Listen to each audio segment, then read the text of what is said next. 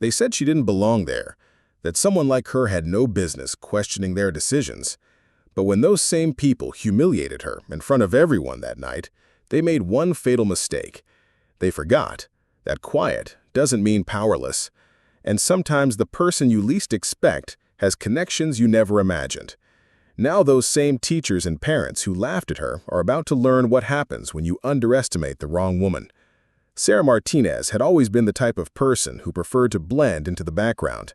At 34, she possessed the kind of understated beauty that revealed itself slowly, like a watercolor painting coming to life. Before we jump back in, tell us where you're tuning in from, and if this story touches you, make sure you're subscribed, because tomorrow, I've saved something extra special for you. Her dark hair was usually pulled back in a simple ponytail, and she favored comfortable jeans and sweaters over anything that might draw attention. She worked part-time at the local community center, teaching art classes to children after school, and spent her evenings helping her 8-year-old daughter Emma with homework. Life hadn't always been easy for Sarah. She'd raised Emma mostly on her own after her first husband left when Emma was just 2 years old. For years, it had been just the two of them against the world, living in a tiny apartment above Mrs. Chen's bakery on Maple Street. Sarah stretched every dollar, shopped at thrift stores, and made sure Emma never went without, even if it meant she did. The smell of fresh bread wafting up through their floor became a comfort they both cherished during those lean years.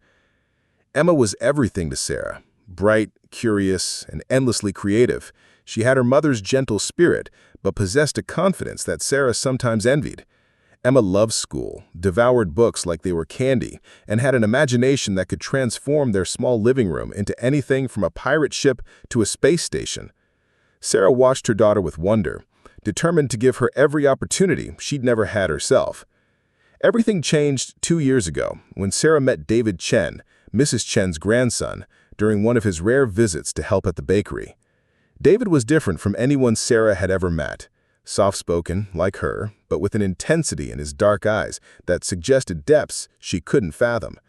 He dressed simply, drove an older Honda, and seemed genuinely interested in her art classes and Emma's chatter about school.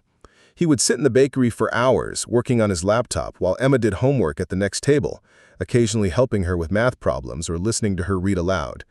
Sarah learned that David worked in technology, something about software development, though he was vague about the details. He traveled frequently for work, but always made sure to stop by the bakery when he was in town. Emma adored him from the start, and Sarah found herself looking forward to his visits more than she cared to admit. He had a way of making their small world feel bigger just by being present, bringing stories from his travels and always remembering little details about their lives. When David proposed after 18 months of courtship, he did it simply, in the bakery after hours, with Emma as their witness. There were no grand gestures, just a heartfelt promise to love both Sarah and Emma for the rest of his life. The ring was beautiful, but modest, and Sarah couldn't have been happier. They married in a small ceremony at the community center where Sarah worked, surrounded by the families from her art classes and the few close friends they'd made over the years. David moved into the apartment above the bakery, and life settled into a comfortable rhythm. He continued to travel for work, but when he was home, he threw himself into their small family with enthusiasm. He helped Emma with her science projects, attended every school event, and even volunteered to help with Sarah's art classes when his schedule allowed. Emma started calling him Dad without anyone suggesting it, and Sarah watched her daughter bloom under the attention of someone who clearly cherished her. The only thing that puzzled Sarah was David's reluctance to talk about work in any detail. She knew he was successful, his laptop was always buzzing with important-sounding calls, and he seemed to have contacts all over the world. Sometimes she'd catch fragments of conversations about acquisitions, market analysis, or board meetings, but when she asked, he'd just smile and say he preferred to keep work and family separate. Sarah respected his privacy, assuming he worked for some mid-level tech company and didn't want to bore her with corporate details. Their financial situation improved dramatically after the marriage, though David was careful not to make Sarah feel uncomfortable about money. He quietly took care of the bigger expenses, upgraded Emma's computer for school, and insisted on paying for dance classes when Emma expressed interest. But he did it all so naturally that Sarah never felt like she was being rescued or pitied. He simply became the partner she'd never dared to hope for. Emma flourished in her new school, Riverside Elementary, one of the better public schools in their district. Sarah had managed to enroll her there by using David's address, which fell within the school's boundaries. Emma's teacher, Mrs. Rodriguez, was encouraging about her academic progress, and Emma had made several close friends. For the first time in years, Sarah felt like they were truly settled, truly safe. The trouble began subtly, as these things often do. Sarah started noticing looks from other parents during school pickup, whispered conversations that stopped when she approached, and a coolness from some of the teachers that she couldn't quite explain. At first, she attributed it to her own insecurities. She was still adjusting to not worrying about money constantly, still felt out of place among parents who seemed so confident and established. Mrs. Patterson, the school's head librarian and unofficial social coordinator, was particularly chilly. A woman in her 50s with perfectly styled gray hair and an extensive wardrobe of blazers, Mrs. Patterson had a way of looking at Sarah as if she'd tracked mud across a pristine carpet. During volunteer orientation, she'd assigned her to the most menial tasks, filing papers in the back office, while other parents got to help with reading programs or field trip planning. The other parents weren't openly hostile, but Sarah felt their distance. There was Jennifer Walsh, whose husband owned several car dealerships and who always seemed to be organizing expensive fundraisers. Margaret Hoffman, a former corporate lawyer turned stay-at-home mom, who spoke in the clipped tones of someone accustomed to being obeyed. And Rebecca Stone, whose family had old money and older opinions about who belonged in their social circle. Preparing and narrating this story took us a lot of time, so if you are enjoying it, subscribe to our channel, it means a lot to us. Now back to the story. These women formed the unofficial power structure of the school's parent community. They decided which families got invited to the exclusive playdates, which parents were asked to join the planning committees for major events, and which children got recommended for special programs. Sarah found herself on the outside of their circle, watching as other parents navigated social dynamics she didn't fully understand. Emma seemed oblivious to the adult politics, but Sarah noticed her daughter sometimes came home with stories about classmates who couldn't come to her birthday party because they had other plans, or friends whose mothers suddenly seemed too busy for playdates. It broke Sarah's heart to think that her own social awkwardness might be affecting Emma's friendships. The situation came to a head during the October parent-teacher conferences. Sarah had been looking forward to hearing about Emma's progress, especially in reading, where she'd been excelling. Mrs. Rodriguez had mentioned that Emma was reading well above grade level and might be a candidate for the gifted program.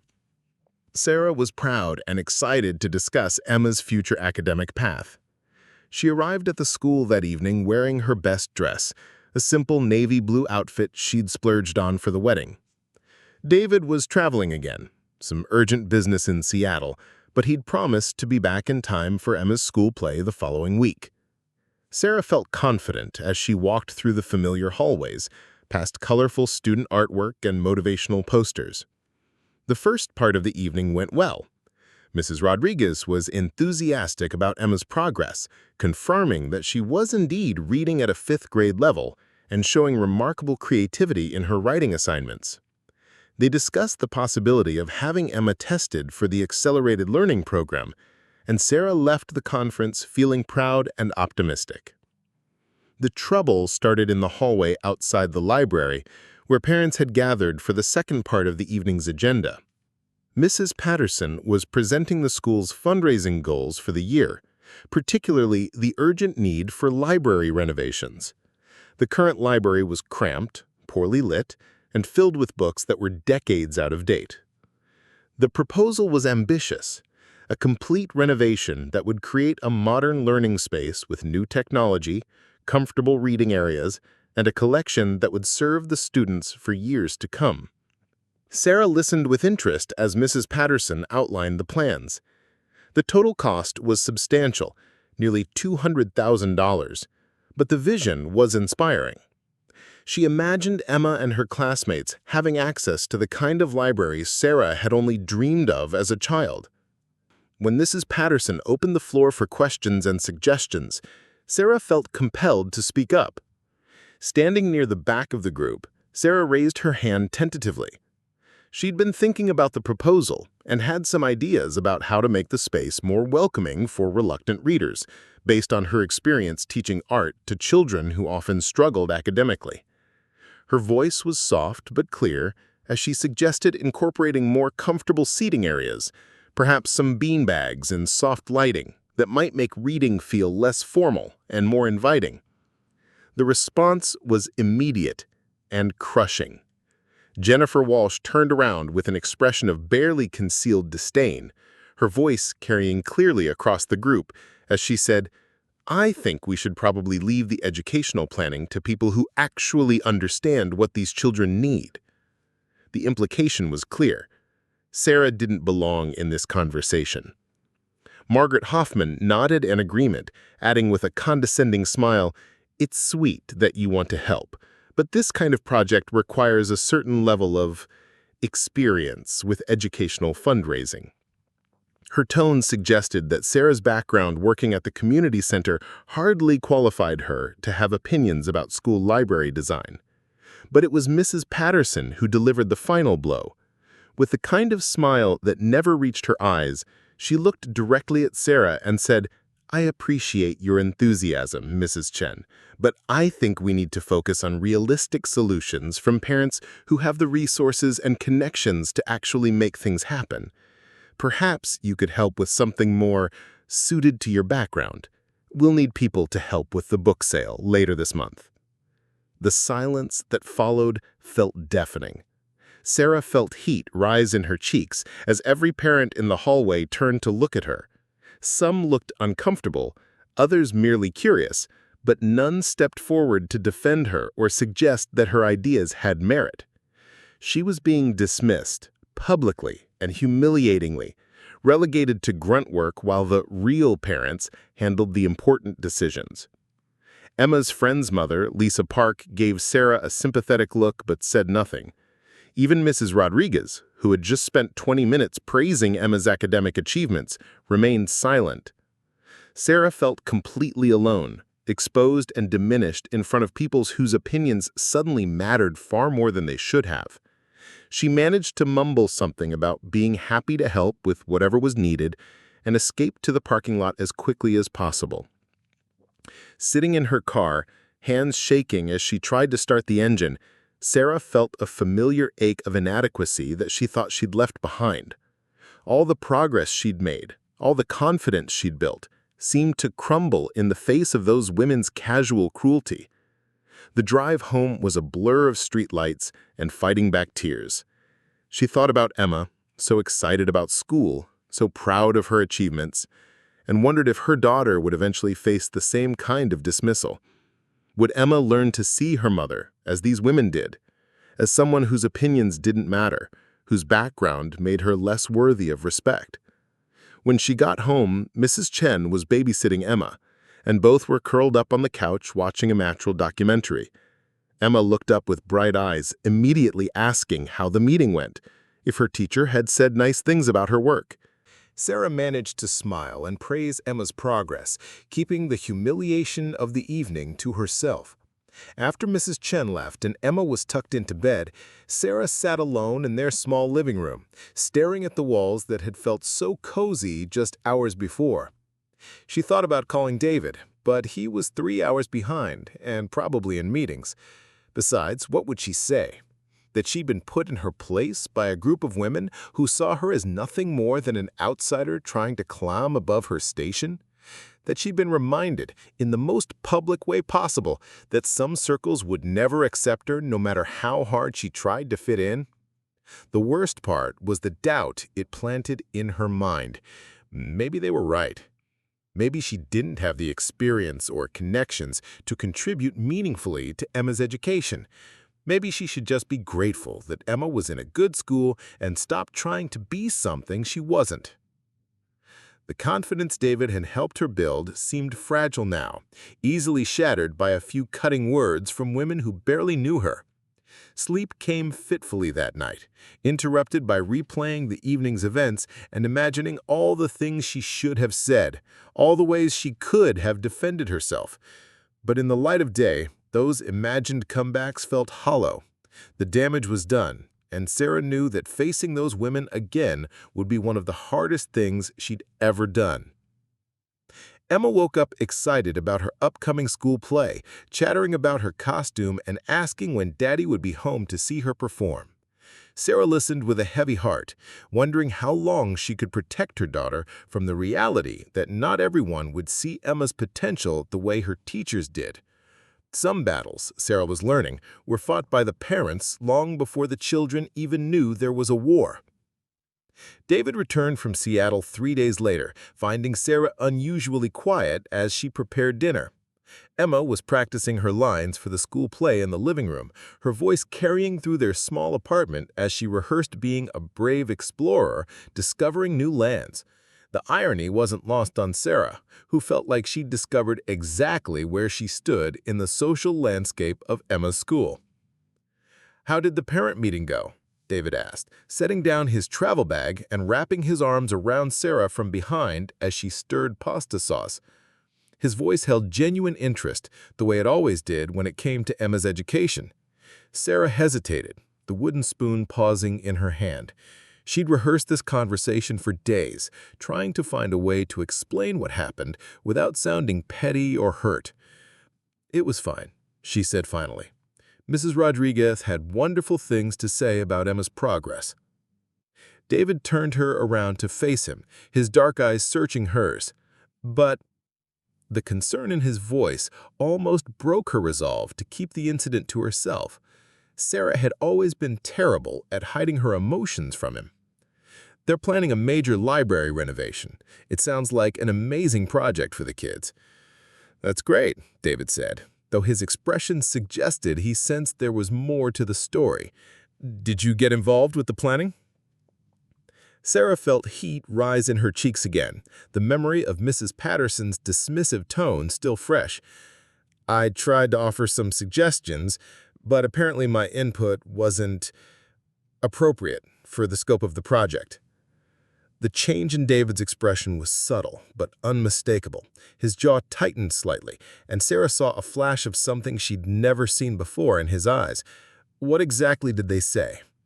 "It doesn't matter," Sarah said quickly, turning back to the stove. "They were probably right. I don't have experience with major fundraising projects. I should focus on what I can actually contribute." David was quiet for a long moment, and when Sarah glanced over her shoulder, she found him staring out the window with an expression she couldn't read. "Tell me exactly what happened." His voice carried a new edge that surprised her, so Sarah found herself recounting the entire evening, from Mrs. Patterson's presentation to the humiliating dismissal in front of all the other parents. David listened without interruption, his face growing increasingly serious as she described how she'd been relegated to helping with book sales while the real parents handled the important decisions. When she finished, David was silent for several minutes.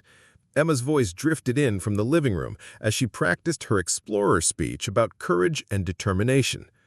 Finally, David spoke, his voice carefully controlled. "I need to make some phone calls."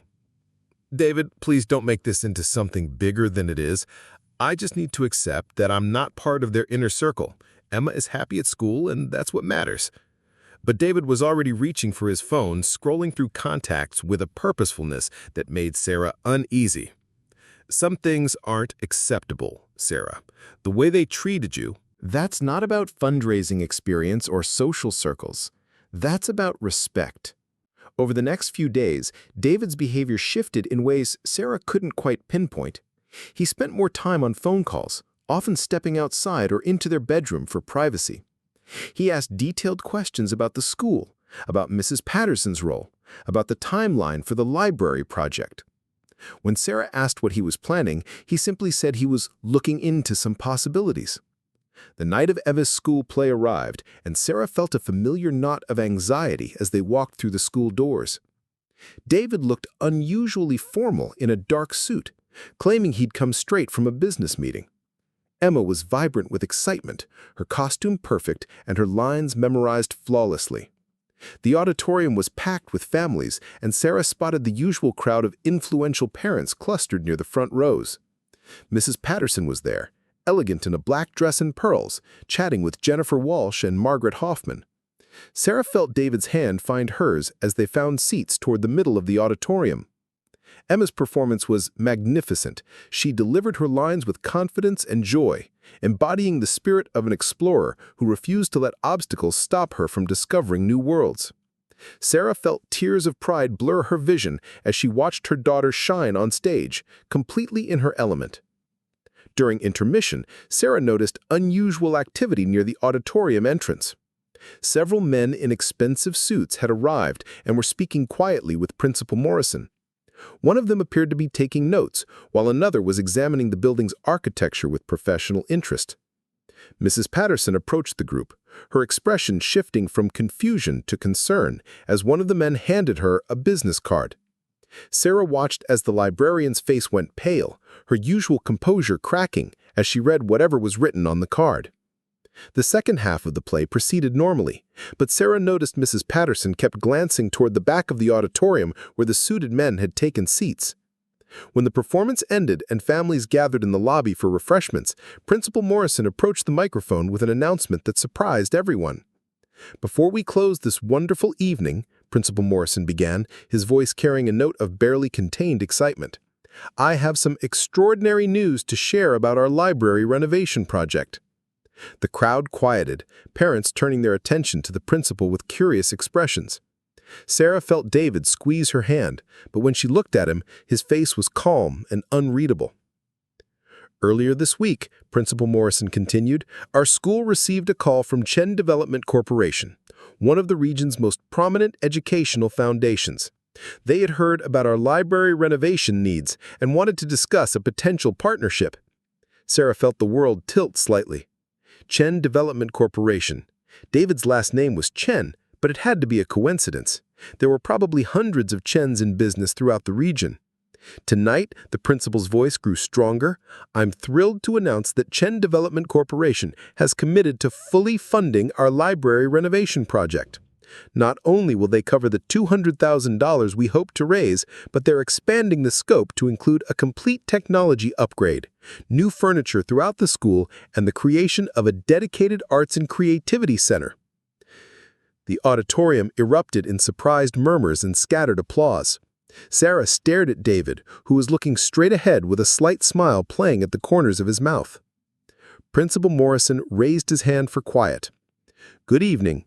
David's voice carried easily through the microphone, authoritative in a way Sarah had never heard before. "I want to thank Principal Morrison and the entire Riverside Elementary community for welcoming my family so warmly this year." Sarah felt every parent's gaze shift to her, recognition dawning on faces that had dismissed her just days before. Emma, still in her explorer costume, beamed with excitement at seeing her father on stage. "Education has always been a priority for my family, but recently I learned that some members of this community don't feel their voices are valued in discussions about our children's futures. That concerns me deeply." Mrs. Patterson's face had gone ashen.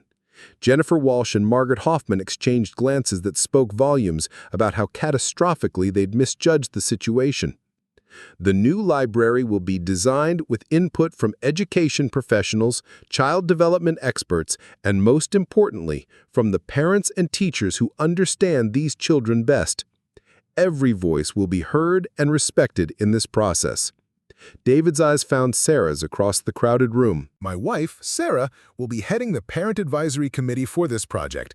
Her background in arts education and her deep understanding of how to create welcoming spaces for children make her uniquely qualified for this role. The applause that followed felt surreal to Sarah. Parents who had ignored her for months were now turning to smile at her with newfound respect. Mrs. Rodriguez was beaming with genuine pride, and even some of the teachers Sarah barely knew were nodding approvingly. "Construction will begin next month," David concluded, "and we expect the new learning center to be completed by the start of the next school year. Thank you for making Riverside Elementary such a special place for our daughter Emma and all the children here." As David made his way back through the crowd, Sarah watched Mrs. Patterson approach him with obvious desperation. The conversation was brief, David's expression politely neutral as the librarian spoke in urgent whispers. When she finished, David simply nodded and said something that made Mrs. Patterson's shoulders slump in defeat. Later, as families filtered out of the building, Sarah found herself surrounded by parents eager to discuss the library project. The same women who had dismissed her suggestions days earlier now hung on her every word, offering to help with whatever she needed for the advisory committee. Jennifer Walsh was particularly effusive in her praise for Sarah's vision for the project.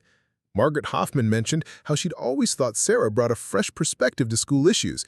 Even Rebecca Stone, who had never spoken to Sarah before, complimented her dress and asked about getting together for coffee to discuss fundraising strategies.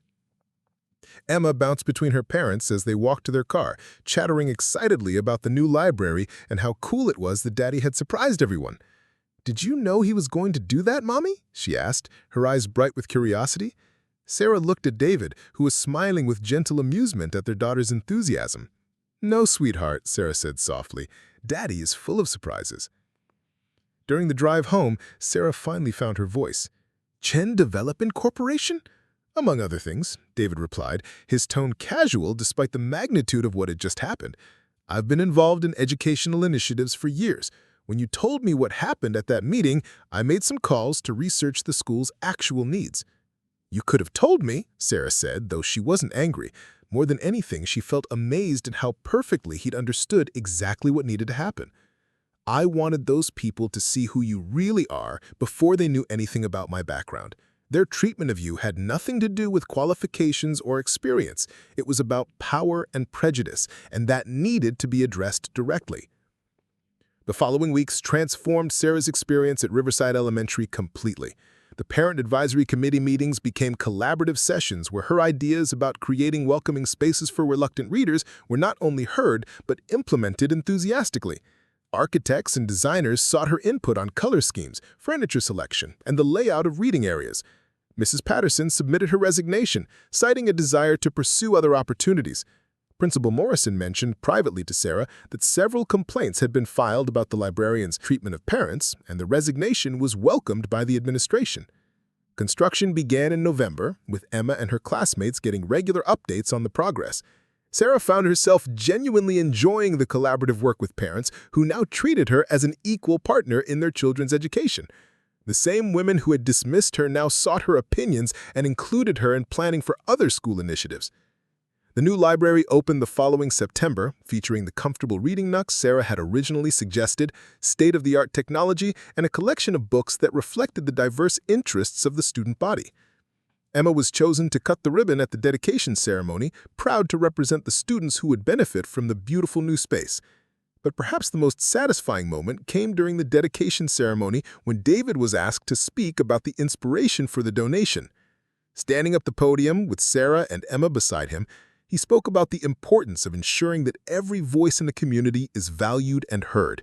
Sometimes, his eyes finding Mrs. Rodriguez in the audience, he said, "The best ideas come from the people who are closest to the children, the parents who volunteer their time, the teachers who see students struggle and succeed every day, the community members who understand what these kids really need. When we listen to those voices with respect and openness, amazing things can happen."